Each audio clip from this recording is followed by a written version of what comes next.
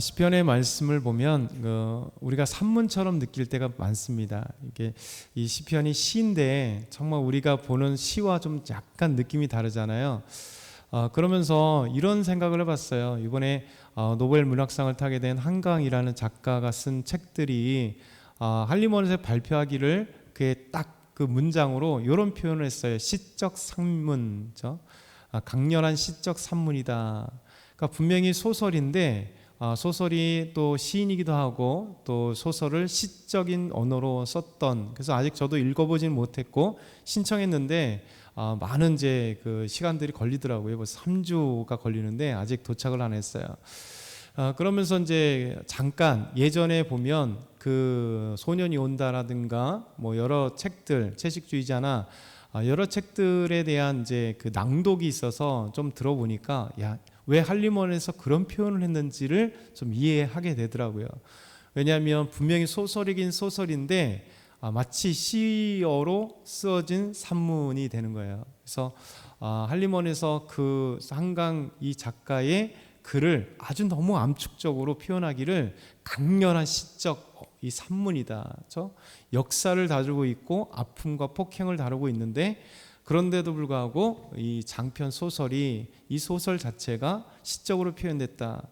어떻게 보면 우리가 이 시편을 보면서 우리의 느낌으로는 히브리어를 보면 좀 다르죠. 왜냐하면 히브리 원문을 보면 참 시 같다는 느낌이 들어요. 그래서 왜냐하면 시 안에 그 시어가 너무나 아름답게 쓰여져 있거든요. 저도 뭐 히브리어를 잘 아는 게 아니다 보니까 히브리어를 못 봅니다. 근데 학자들이 시를 히브리어로 이렇게 보게 되면 너무나 놀라운 그 시적인 표현들과 법칙들이 되게 나열되어 있어요. 그래서 알렙부터 베트까지, 그러니까 알렙부터 시작해서 끝까지, 그러니까 알파벳을 하면 A, B, C, 우리나라면 가나다라, 마바사, 아니면 기역, 니은, 디귿리을로 해서 1절은 기역, 2절은 니은, 디귿, 기역으로 시작된 니은으로 시작, 이런 구절도 있고요. 119편 같은 경우는 엄청 긴데 시편, 그리고 성경 전체에서 가장 긴 성경이잖아요. 그런데 이 성경이 그렇게 되어 있습니다. 그렇죠? 그래서 알파벳 처음부터 끝까지 계속 연이어서 그 표현으로 되는, 그 표현으로 되는 이렇게 아름다운 시적인 표현들이 시예요. 그래서 이 시인들은 시를 표현하면서 또 이 시가 노래로 불러지기 때문에 시면서 찬양이면서 그러면서 삶의 모든 것들을 다 압축해서 들어가 있어요. 그래서 시를 좋아하는 사람들, 또 삶의 많은 경험들을 하고 삶의 이 많은 것들을 녹아지면서 시편을 보는 사람들은 정말 와닿아요. 고통 있는 사람들은 시편을 보면 그 시를 통해서 구구절절하게 이 시인들이 하나님께 시어로 찬양할 때 인생을 찬양하거든요. 고난 중에 고난을 찬양하고요. 또 악인들에 대해서 악인에게 고통받고 악인에게 자기에게 해를 주는 하나님, 저 악인을 정말 하나님이 원수를 갚아주십시오. 그러면서도 하나님을 찬양하고 있는, 또 삶에 있어서 기쁨과 또 하나님의 은혜, 하나님의 역사, 기적, 내 삶의 감사, 이런 모든 것들이 시편에 담겨져 있어요. 그래서 시편을 보면 어느 때든지 보면 정말 하나님의 역사하심의 그 은혜들이 있어요. 고난 중에 있을 때도, 또 눈물을 흘릴 때도, 기쁨 중에도, 또 하나님께 감사 중에도 이런 표현들이 있습니다. 오늘 시편을 보면 1절부터 12절 말씀 보면 이게 반으로 나눠져요. 하나님께 간구, 그러면서 또 죄에 대한 것들, 이렇게 나눠집니다. 그러면서 시인이 어떤 간구들, 또 어떤 것들을 하나님께 시로 또 찬양하고 있는가라면 1절 보면 하나님께 감사하고 감사의 이유가 나와요. 우리 1절 한번 같이 다시 크게 읽겠습니다. 할렐루야, 여호와께 감사하라. 그는 선하시며 그 인자하심이 영원하미로다. 아멘. 할렐루야, 여호와를 찬양하라라는, 하나님을 찬양하라는 것이 할렐루야잖아요. 그러니까 할렐루 찬양, 그 다음에 야가 여호와의 축약입니다. 그래서 여호와를 찬양하라, 이게 할렐루야거든요. 할렐루야, 여호와를 찬양하라. 그 찬양하는 게 뭐냐면 여호와께 감사하는 것, 그렇죠? 우리가 찬양과 감사는 우리 믿음의 가장 중요한 주춧돌이에요. 그래서 우리 인생에 오직 하나님을 찬양하고 또 하나님이 가장 기뻐하시는 게 찬양받기 원하시는 거죠. 그래서 우리 노래로 하나님의 영광을 노래하고 하나님의 이름에 감사하고 또 그의 행하신 것들을 모든 것을 노래로 하는 것이 찬양이잖아요. 그래서 하나님께 찬양하고 또 하나님께 감사하는, 그런데 감사하는 이유가 뭐냐면 우리 하나님은 선하시다, 선하시다. 그리고 그 인자심이 영원하다. 그러니까 하나님의 속성을, 하나님이 가지고 있는 놀라운 인격성을 대표하는 게 선하심이에요. 하나님은 불의가 하나도 없으신, 하나님은 1점이라도 불의가 없으세요. 그래서 우리 하나님은 완전히 선하심. 그러니까 하나님은 선하시다. 그리고 하나님은 인자. 인자가 다양하게 표현되잖아요. 하나님 인자, 자애, 사랑. 그래서 그 모든 인자라는 것은 우리를 향하신 하나님의 사랑과 하나님의 은혜와 하나님의 베풀어 주심과 이 모든 것들이 인자라는 표현 안에 다 있습니다. 그래서 하나님께 찬양하고 하나님께 감사하는 이유가 바로 우리 하나님의 선하심과 하나님의 인자심 때문에 감사하는 거죠. 그러니까 우리가 삶에서 감사하는 건 다 이거잖아요. 우리 하나님이 행하신 것 때문에 너무 감사하고 은혜 주신 거에 감사하고 하나님 내 생에 정말 이렇게 힘들 때 때로는 위로 주시고 또 어려울 때 나에게 길이 되게 빛을 주시는 것 때문에 감사하잖아요. 그러면서 이 시인은 뭐라고 얘기하냐면 2절에 하나님의 무한한 권능을 우리가 다 말할 수 없다라고 얘기하죠. 우리가 아무리 감사하고 하나님께 찬양을 해도 그 찬양에도 감사해도 하나님의 무한하신 그 능력을 다 입술로 고백할 수 없다는 거죠. 우리 2절 한번 같이 볼까요? 누가 능히 여호와의 권능을 다 말하며 주께서 받으실 찬양을 다 선포하랴. 그렇죠? 누가 다 말할 수 있으며 누가 다 선포할 수 있으랴. 무엇을요? 능히 여호와의 권능을 누가 다 말할 수 있느냐 이거죠. 말하랴. 이게 이제 우리가 말할 수 없다는 거죠. 누가 다 말할 수 있느냐, 누가 다 선포할 수 있느냐, 그럴 수 없다는 거죠. 왜냐하면 하나님을 다 선포할 수 있다면, 하나님에 대해서 다 말할 수 있다면 그것은 더 이상 인간은 아니겠죠. 왜냐하면 하나님이 행하신 것들은 너무 크고 너무 감사하고. 어제 우리 중고등부 아이들에게 크리스천 과학자들 노벨 물리학상을 받은 분들이 너무 많기 때문에 그분들의 그 삶의 고백들을 잠깐 언급을 드렸어요. 왜냐하면 이 과학자들도, 진실한 과학자들은 뭐라고 고백하냐면 내가 하는 과학으로 하나님을 다 알 수 없습니다 라는 거예요.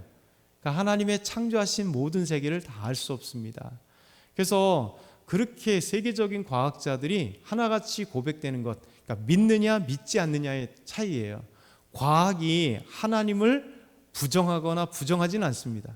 과학은 뭐냐면 이 자연 만물에 있는 모든 세계 속에서 그냥 우리는 발견하는 거예요.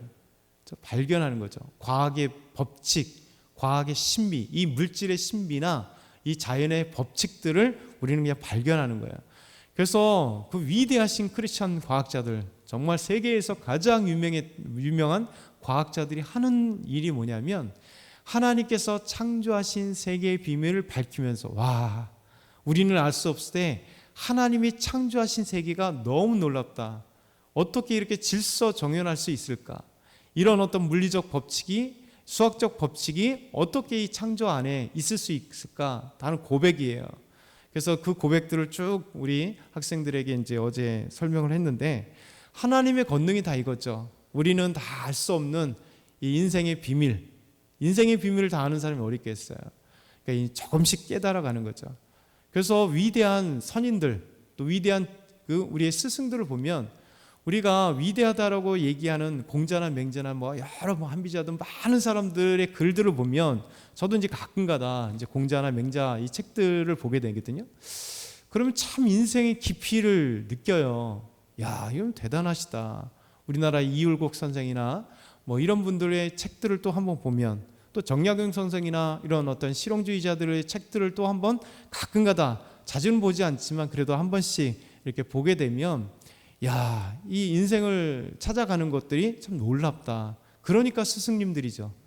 그래서 인생이란 이렇게 많은 스승들이 있고, 그런데 많은 인생의 비밀을 밝혀주지만, 그리고 다양한 것들을 깨닫지만 그것이 전부가 아닌 것이 뭐냐면 일부분을 깨닫는 거죠. 그런데도 불구하고 우리가 스승이라 얘기하는 것은 인생의 비밀이나 자연의 비밀도 작은 것을 깨달아도 와 라는데, 어떻게 하나님의 그 위대하시고 광대하신 놀라운 권능을 우리가 다 말할 수 있겠어요.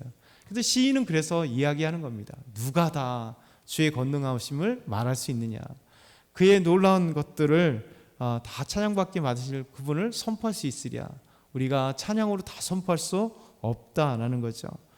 그러면서 3절에 보면 하나님의 백성들은 공의와 정의를 행하는 자들이 하나님의 백성, 저와 여러분이다라는 거죠. 우리 한번 3절 같이 읽어보겠습니다. 시작. 정의를 지키는 자들과 항상 공의를 행하는 자는 복이 있도다. 그러니까 하나님께 복을 받는 것은 다른 게 아니에요. 하나님이 바로 우리 하나님의 그 속성이신, 또 우리에게도 주어진 속성, 그게 뭡니까? 공의와 정의죠. 공의, justice하고 right, 우리가 하나님의 공의, 하나님의 바른 것죠. 이것이 우리에게 있어서 행하는 것. 그러니까 믿음의 사람들이 되었다는 게 뭐냐면 세상의 악, 불의에서 우리가 저항할 수 있는 사람들이에요. 그렇죠? 우리가 저항의 강도가 좀 더 커졌다는 거예요. 예수 믿고 구원받으면, 죄에 대해서 용서받으면 죄에 대해서 자꾸만 민감하니까 죄를 거부하는 거죠. 왜냐하면 세상은 끊임없이 세상도 공의가 있습니다. 정의가 있습니다. 그런데 세상과 정의가 구현되려고 하는 그곳에 항상 불의가 같이 와요. 왜냐하면 우리가 정의를 실현해야 될 검사라든가 정의를 실현하는 판사라든가 이 법조계 사람들이 오히려 잘 보면 법을 이용해서 이익을 취하거나 법을 어떻게 사용하느냐에 따라 너무 다르잖아요. 그렇죠? 변호사들이 법을 동일하게 이용해서 더 죄를 줘야 될 악한 자들에 대한 변호를 잘하면 어떻게 변호하느냐에 따라, 그렇죠? 그 법망을 잘 피해가고 법을 이용하느냐에 따라 이 법이란, 사람이 만든 법은 항상 불안정해요. 분명히 공의를 세우기 위해서 바른 것을 세우기 위한 것이지만 이 세상에서 사람들은 적용에 따라 약간 달라지는 것들이 있다는 거죠. 그러니까 동일한 살인죄도 불구하고 어떤 사람들은 진짜 사형에 처하기도 하고 무기징역에 처하기도 하고, 어떤 살인죄는 2, 3년 만에 형을 마치는 것도 분노하게 만드는, 분명히 동일한 살인인데 그 살인을 어떻게 하느냐, 의도가 무엇이냐, 뭐 여러 가지를 통해서 나오는 것, 이것이 어떻게 보면 사람을 위한 법들이죠. 그런데 사람을 위한 법이라고 하는 것은 온전한 공의가 없습니다. 근데 하나님은 온전한 공의예요. 왜? 하나님이 기준이기 때문에 하나님은 변하지 않는 분이고, 하나님은 한 번도 실수 없으시고, 하나님은 온전한 선하시기 때문에 인간이 만드는 공의는 흔들 수밖에 없지만 나라에 따라 다 다르고, 그런데 하나님의 공의는 흔들리지 않다는 거예요. 그래서 믿음의 사람들은 이렇게 하나님의 공의를 알게 되면 이제 불의에 대해서 정할 줄 아는 거죠. 그리고 공의대로 살아갈 수 있는 것, 그리고 그 정의, 공의대로 살아가려고 하는 것. 그래서 하나님께 복을 받는 사람들입니다. 마지막으로 주의 은혜를 간구하는, 우리가 어떤 사람인가? 주의 은혜를 간구하며 주의 형통을 보고 기뻐하는. 그래서 4절과 5절 보면 여호와여 주의 백성에게 베푸시는 은혜를, 이것을 내가 기억하겠습니다. 그러니까 항상 믿음의 사람들은 오늘 나에게 하나님 베푸신 은혜를 오늘 저녁 때 기억하며 또 감사하면서 마감하는 게 얼마나 중요한지 모르죠. 주의 구원으로 나를 돌보셨습니다. 내가 주의 택하신 자가 형통함을 봅니다. 얼마나 아름다워요. 그러니까 주와 함께하고 주의 은혜를 받은 사람, 하나님이 택하신 자들은 형통이라는 거죠. 형통은 간단해요. 하나님과 함께하는 사람을 형통이라고 얘기하는 거예요. 그래서 하나님과 함께하니까 어떤 그 거대한 앞에 폭풍이 올려와도 능히 이길 수 있는 사람이고, 돌뿌리에 걸어 넘어져도 다시 하나님이 우리를 일으켜 세워주시는 거고, 그렇죠? 하나님이 터널로 들어가도 반드시 어둠 속에 있다가 이제 밝음으로 나오는 것, 이것을 경험하는 사람이에요. 그렇죠? 문제가 없는 게 아니라 형통은 하나님과 동행하기 때문에 이 모든 것들이 기쁠 때 함께 기뻐하고 슬플 때 함께 슬퍼하고 어려울 때 하나님 함께 어려움을 감당하게 하실 때 그 모든 것 속에서 하나님의 은혜를 경험한다. 그래서 이것으로 인하여서 주의 나라를 기뻐하는 사람이다. 이것을 자랑하게 하소서. 이 시인의 고백이에요. 그러니까 오늘도 이 말씀들을 오늘 말씀을 기억하면서 이것이 나의 고백이 되고 나의 찬양이 되고 나의 감사가 되고 그렇죠? 이것이 오늘 저와 여러분에게 주시는 하나님의 말씀을 기억하고 오늘도 믿음으로 승리하는 저와 여러분 다 되길 소망합니다. 사랑의 하나님 아버지 감사합니다. 오늘도 주의 놀라운 선하심과 능력과 권세를